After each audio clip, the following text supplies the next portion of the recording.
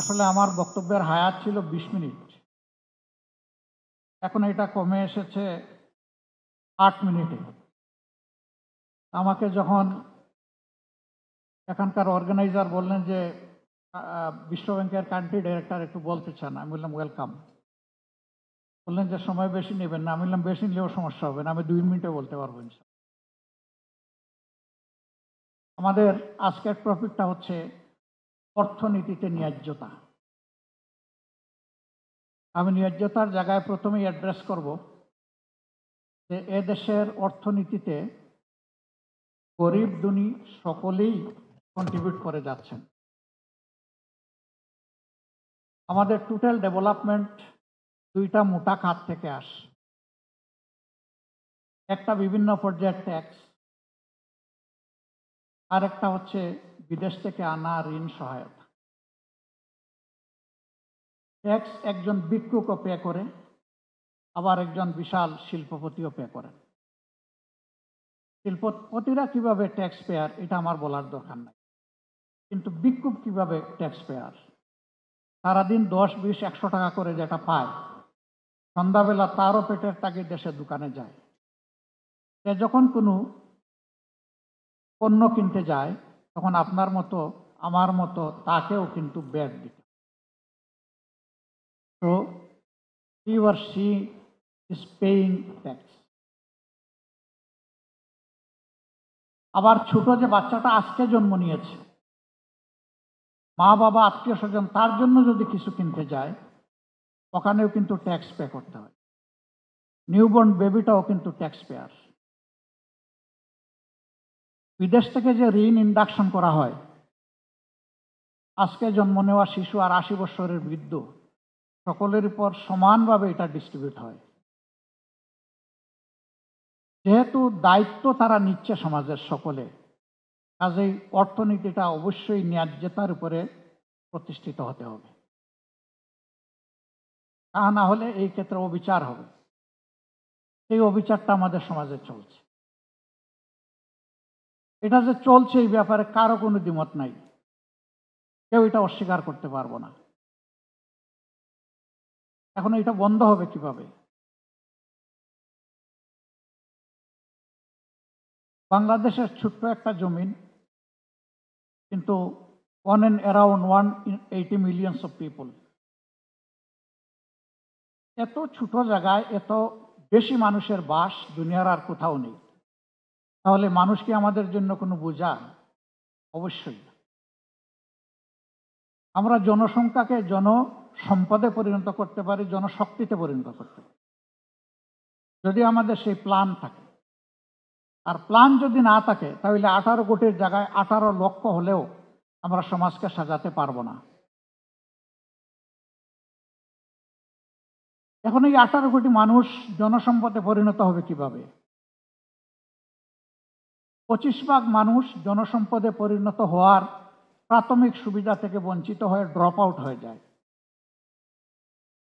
যারা প্রান্তিক মানুষ, যাদের এই এবিলিটি নাই, সন্তান তাদের স্কুলে যায় না, মাদ্রাসায় যায় না, যেতে পারে না।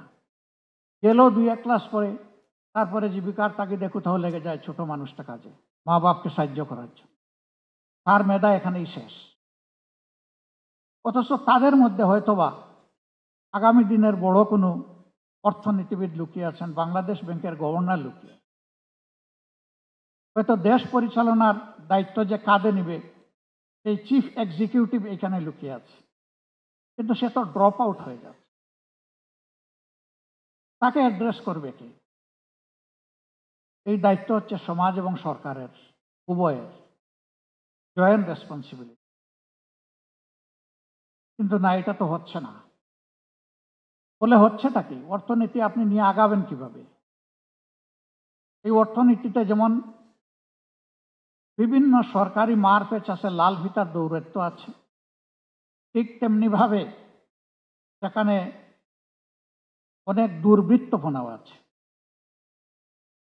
একজন উদ্যোক্তা তিনি চিন্তা করলেন একটা ইন্ডাস্ট্রি সেট করবেন, প্রথমেই তাকে 1 টুকরা জমি তো নিতে হবে।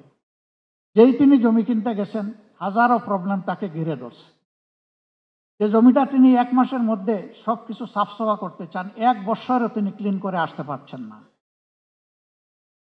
একটার পর একটা জটিলতা তাকে বাধা দিচ্ছে এবং ক্ষেত্র বিশেষে এই দুর্বৃত্তপনা সহায়তা করছে রাষ্ট্র বিভিন্নভাবে। এটাও পরিষ্কার, এটা কোনো ব্যাখ্যার দরকার পড়ে না। তখন যে উদ্যোগটা তার 5 বছরের মধ্যে পূর্ণ সফলতার মুখ দেখার কথা, সেটা দেখা যাবে 10 বছর গড়িয়ে চলে গেছে। কিন্তু এখানেই বিপদে পড়ে গেলেন। তিনি ইতিমধ্যে ব্যাংক লোন ইন্ডাকশন করেছেন। এখন এটা অবভিয়াসলি যদি প্রপার ইউটিলাইজেশন না হয়, এই লোন তো নন পারফর্মিং হয়েই যাবে।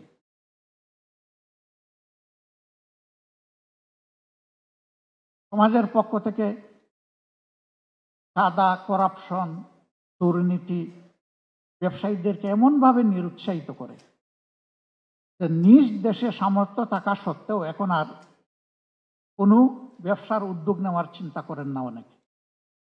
যেটা আছে এটাই বাঁচবে কিভাবে, সেই ত্রাহি ত্রাহি চিন্তা। আমরা যখন বিদেশি বন্ধুদের সাথে বসি, তাদেরকে আহ্বান জানাই, আসো। বলে কোথায় আসবো? তোমার দেশ তো স্টেবল না, তোমার দেশে তো লাল ফিতা, তোমার দেশে তো আমার জীবনের এবং আমার ফান্ডের হুমকি আছে, আমার ফান্ডের সেফটি ছাড়া আমি এখানে আসবো কেন? এরকম বহু দেশ আছে যারা আমাদেরকে এই কমফোর্টেবল এনভায়রনমেন্ট অ্যাসার্ট করবে। তোমরা এনভায়রনমেন্ট অ্যাসার্ট করো, আমরা আসবো। আমরা যখন বলি আমাদের হিউজ ম্যান পাওয়ার আছে, লেবার এখানে চিপার, ম্যানুফ্যাকচারিং কস্ট হবে তোমার কম, বেনিফিট তুমি বেশি করতে পারবা, বলে যে ম্যানুফ্যাকচার করতে পারলেই না আমি বেনিফিট করব। এই করার এনভায়রনমেন্টটা তো আমার লাগবে। এটা শুধু বিদেশি বন্ধুদের কথা না, এটা আমাদের সকল উদ্যোক্তা এবং ব্যবসায়ীদের কথা। অনেক সময় ব্যবসায়ীদেরকে বলা হয় সুবিধাবাদী। যখন যে সরকার আসে তার সাথে লাইন দেয়, আমার কথায় কেউ মনে কষ্ট নেবেন না, আমি যা বুঝি তাই স্পষ্টভাবে বলার চেষ্টা করি। হ্যাঁ, কেউ লাইন দেয় মনের আগ্রহে, আর কেউ লাইন দেয় বাধ্য হয়। আর লাইন দেওয়া ছাড়া কোনো উপায় থাকে না, ব্যবসাকে বাঁচাতে পারে না। এর জন্য আমি তাদেরকে দায়ী করব কিভাবে? এ দায় আমার, এ দায় রাজনীতিবিদদের। রাজনীতির বাইরে কোনো অর্থনীতি নাই। সকল নীতি নিয়ন্ত্রণ করবে রাজনীতি, সমন্বয় করবে রাজনীতি, বিকশিত করবে রাজনীতি। মগজ ঠিক থাকলে গোটা শরীর ঠিক ফাংশন করবে। ব্রেন যদি ঠিক না থাকে, বডির কোনো পার্টস প্রপারলি ফাংশন করবে না। ব্যবসায়ীরা সমাজের একটা গুরুত্বপূর্ণ অঙ্গ। রাজনীতির জায়গা থেকে এ পর্যন্ত স্বাধীন বাংলাদেশে আমরা যতই বলি, আমরা কাঙ্ক্ষিত এই সুবিধা এবং কমফোর্ট জোন আমরা দেশি বিদেশি ব্যবসায়ীদের জন্য তৈরি করতে পারিনি।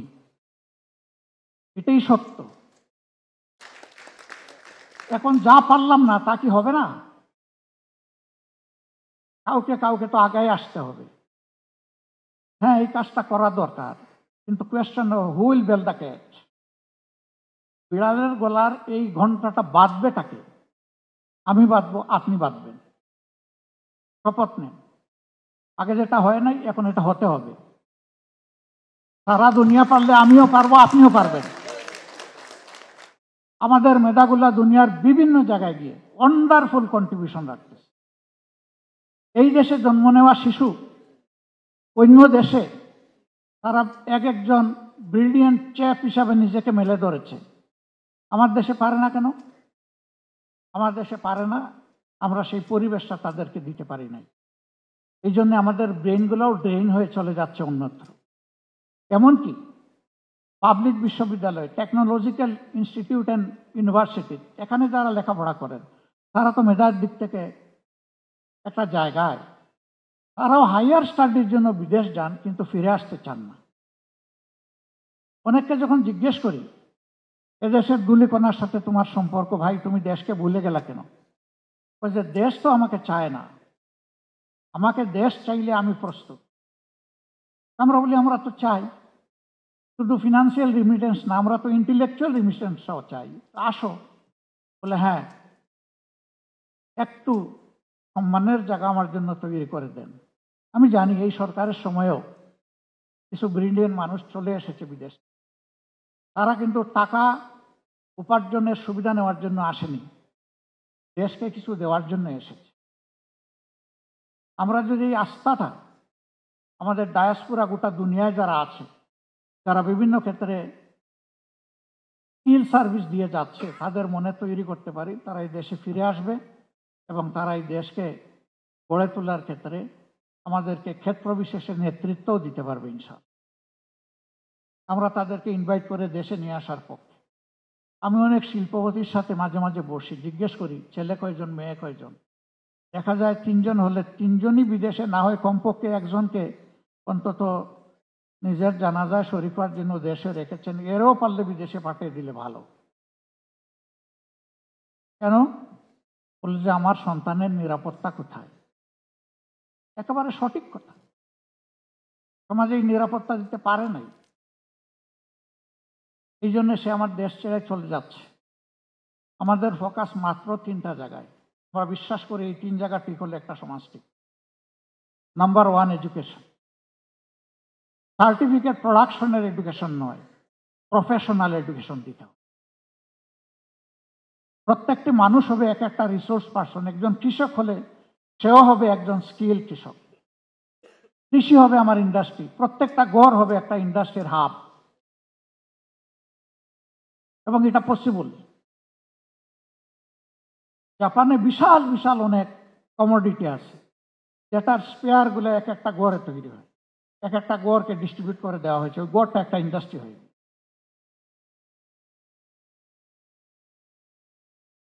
আমরা আমাদের এডুকেশনটাকে, ফখরুল ভাই বলেছেন যে আমাদের রেডিক্যাল রিসাফল করা লাগবে, আমি একমত। এটা আমাদের প্রাইম ফোকাস হওয়া উচিত। 2 নম্বর হচ্ছে দুর্নীতি আমাদের সমাজে ওয়াইড স্প্রেড এবং সিস্টেমিক, এভরিহোয়ার। এমনকি মাঝে মাঝে বিস্মিত হই, আল্লাহ আমাদেরকে মাফ করুন, মসজিদের ইমাম মসজিদ নিয়োগ করতে গিয়েও সেখানেও নাকি এই ধরনের কিছু লেনদেন করা লাগে। এই সমাজ কোথায় গিয়ে পৌঁছেছে? এখন আমরা দুর্নীতি দমনের জন্য কি করি? আমরা দুর্নীতির পাতা অথবা ডাল ধরে টান দিই, কিন্তু মূল যে জায়গাটা রয়ে যায়, কাণ্ড যে রয়ে যায়। দুর্নীতি যারা করেন তারা নিজে অন্য জায়গায় গিয়ে দুর্নীতির শিকার হন, এটা পছন্দ করেন না। তার মানে হচ্ছে সবাই দুর্নীতিকে ঘৃণা করে, কিন্তু নিজের জায়গাটায় নিজে লোভ সামলাতে পারে না, অথবা সিস্টেম তাকে বাধ্য করে, দুইটার একটা। যদি একটা হেলদি এনভায়রনমেন্ট আমরা ক্রিয়েট করতে পারি, তাহলে আলহামদুলিল্লাহ সবাই কমফোর্ট জোনে চলে আসে। আপনি ব্যবসা করে আনন্দিত, আরেকজন শিক্ষকতা করে আনন্দিত, এমনকি রাস্তায় যিনি পরিচ্ছন্নতা কর্মী তিনিও একটা প্রেস্টিজের সাথে তার দেশে তিনি সার্ভিস প্রোভাইড করেন। সবার জায়গায় সবাই নিরাপদ হবে, সন্তুষ্ট থাকবে। আমাদের থার্ড ফোকাস হচ্ছে জাস্টিস এভরিহোয়ার ফর এভরিওয়ান। এই 3টা জিনিসকে যদি আমরা অ্যাসার্ট করতে পারি সমাজে, আমাদের ব্যবসা হবে সাস্টেইনেবল এবং নেশন হবে প্রগ্রেসিভ, ডাইনামিক। মিনিমাম এই 3 জিনিস যদি আমরা সমাজে অ্যাসার্ট করতে না পারি, এটা বিশ্বাস করার কোনো কারণ নাই যে এই সমাজ ভালোর দিকে আগাবে, বরঞ্চ আরো খারাপের দিকে যাবে। আপনি আমি আমার সন্তানের মৃত্যু যেমন নিজের চোখের সামনে বরদাস্ত করতে পারি না, দেশের অর্থনীতি সহ নীতিবোধের মৃত্যু আমরা বরদাস্ত করতে পারবো না। এই জন্য এই জায়গাটায় আমাদের কমিটমেন্ট থাকতে হবে। এবং এইখানে আমি আবারও বলবো যে রাজনৈতিক সদিচ্ছাই হচ্ছে মূল ইচ্ছা। এ জায়গা ঠিক হলে আমি বিশ্বাস করি সমাজ ঠিক হবে। তবে হ্যাঁ, একদিনে হবে না, স্টার্ট হবে, তারপরে আগাবে, গ্র্যাজুয়ালি একটা চেঞ্জ ইনশাল্লাহ আসবে। আমরা সেই বিপ্লবী পরিবর্তন নয়, বরঞ্চ যৌক্তিক পরিবর্তনের দিকে দেশটাকে যাতে সবাই মিলে নিতে পারি ইউনাইটেডলি। আমি সবাইকে আহ্বান জানাবো, সকল দল মত এবং সকল পেশা পক্ষের সবাই যেন আমরা দেশকে কন্টেইন করি এবং আমরা অন্তত একটা দৃঢ় সিদ্ধান্ত নেই অতি আমাদের যা হবার হয়ে গেছে, এখন শুধু আমরা আগামী জেনারেশনের জন্য ভালো কিছু করব। আল্লাহ তাআলা আমাদেরকে এই তৌফিক দান করুন।